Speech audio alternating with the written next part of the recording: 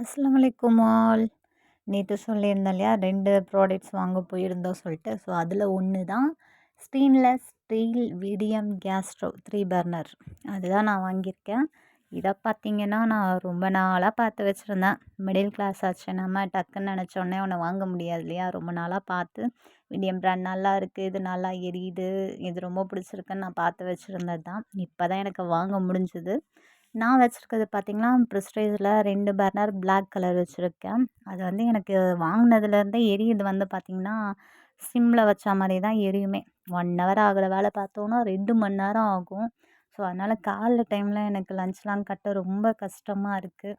ரொம்ப நாளாக கஷ்டப்பட்டு இப்போ தான் இது எனக்கு பிடிச்ச மாதிரி வாங்கியிருக்கேன். இது பார்த்திங்கன்னா நல்லா ஒரு மிரர் பேஸில் இருக்கும். இது வாஷ் பண்ணும்போது நம்ம கம்பி நாரோ இல்லை சாஃப்ட் நாரோலாம் போட்டு பிளாக் மாதிரி வாஷ் பண்ண முடியாது.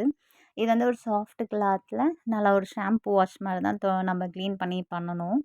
ஆனால் இது பால் பொங்குனாலாம் பர்னர் மேலே ஊற்ற மாட்டேங்குது, வெளியில் தான் ஊற்றுது. அது நான் யூஸ் பண்ணிகிட்ருக்கேன் இப்போது. அதே மாதிரி இதை எடுத்து வாஷ் பண்ணும்போது அந்த ஸ்டாண்டெல்லாம் ஈஸியாக எடுத்து வாஷ் பண்ணுற மாதிரி இருக்குது. அது மட்டும் இல்லாத நல்லா இது உள்ளெல்லாம் பார்த்தீங்கன்னா கொச்ச கொச்சன்னு இல்லாமல் நல்லா நீட்டாக இருக்குது.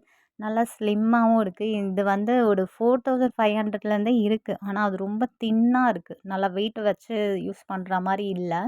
இது ஒன்றுக்கு ஒன்று பார்த்தீங்கன்னா 3மே நல்ல கேப் விட்டு இருக்குது. இது வந்து ஜம்போ பர்னர், இது ஸ்மால் பர்னர், இது மீடியம் பர்னர். அந்த ஜம்போ பர்னர்ன்றது 2 ஹோல்ஸ் மட்டும் இல்லை, 3 ஹோல்ஸ் இருக்கனால நல்லா ஃபாஸ்ட்டாக எரியுது. இதுதான் நான் வாங்கியிருக்கேன். எனக்கு ரொம்ப பிடிச்சிருக்கு. தேங்க்ஸ் ஃபார் வாட்சிங். பாய்.